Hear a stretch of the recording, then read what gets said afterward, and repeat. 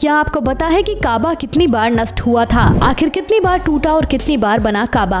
क्या इसके अंदर है सिर्फ 3 पिलर? क्या कुरान में नहीं है इसका जिक्र? सारी दुनिया के मुसलमान सऊदी अरब के शहर मक्का में मौजूद काबा की तरफ मुंह करके नमाज अदा करते हैं। मुसलमानों के लिए यह सबसे मुकद्दस और पवित्र जगह है। आज हम आपको इस्लामिक आस्था के सबसे बड़े केंद्र के बारे में कुछ दिलचस्प बातें बताने जा रहे हैं, तो जानने के लिए वीडियो को एंड तक जरूर देखिएगा। सऊदी अरब के शहर मक्का में मौजूद काबा इस्लामिक आस्था के मुताबिक सबसे पवित्र जगह है। सारी दुनिया के मुस्लिम इसी तरफ मुंह करके नमाज अदा करते हैं। लेकिन क्या आप जानते हैं कि जिस काबा की तस्वीरें आप अभी देख रहे हैं वो हमेशा से ऐसा नहीं था, बल्कि ये कई बार टूटा और कई बार बना है। हालांकि एक लंबे अरसे से काबा सुरक्षित है और सारी दुनिया के मुसलमानों की आस्था का सबसे बड़े प्रतीक बना हुआ है। हजरत इब्राहिम के जरिए बनाया गया काबा आयताकार था, जिसमें छत भी नहीं थी और दोनों तरफ खुले दरवाजे थे। बताया जाता है कि इसके निर्माण में 5 पहाड़ों के पत्थरों का इस्तेमाल किया गया था। कहा जाता है कि इसकी नींव में आज भी वही पत्थर है जो हजरत इब्राहिम ने रखे थे। मौजूदा काबा के अंदर 3 पिलर है। इसके अलावा छत में एक शीशा भी लगा हुआ है, जिसके जरिए रोशनी अंदर आती है। काबे के दरवाजे की ऊंचाई भी किसी खास वजह से थोड़ी ऊंची है।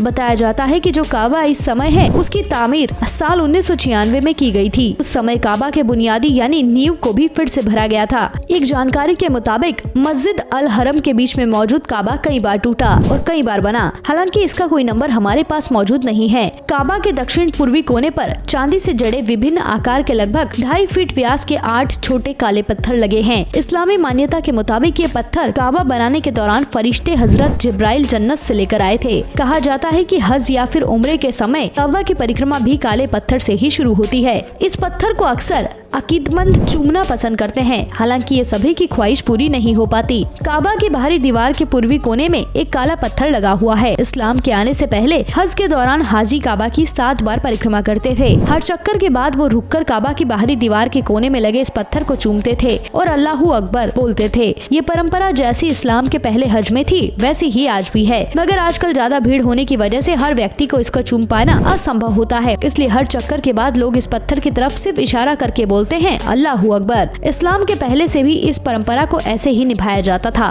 एक पत्थर से जुड़े हैं बेशुमार किस्से। चारों ओर चांदी के फ्रेम में जड़ा हुआ ये काला पत्थर, जिसे अरबी में अल हजरू अल अस्वद कहते हैं, इतिहासकारों और अन्य धर्मों के लोगों के लिए हमेशा से कौतूहल का विषय रहा है। इस्लाम आने के बाद इस पत्थर को लेकर इतनी किंवदंतियां गढ़ी हुई है कि असल सच उनकी भूल भुलैया में कहीं खो कर रह गया है। इस पत्थर को लेकर इंटरनेट पर और तमाम किताबों में इतिहासकारों लेखकों ने अपने अपने हिसाब से तर्क दिए हैं। काबा के पूर्वी कोने में लगा है ये पवित्र पत्थर। कोई इसे एक धूमकेतु का बड़ा टुकड़ा बताता है, तो कोई चांद से टूटकर गिरा एक टुकड़ा बताता है। ये सब सिर्फ अनुमान इसलिए लगाए जाते हैं क्योंकि इसके बारे में सटीक जानकारी किसी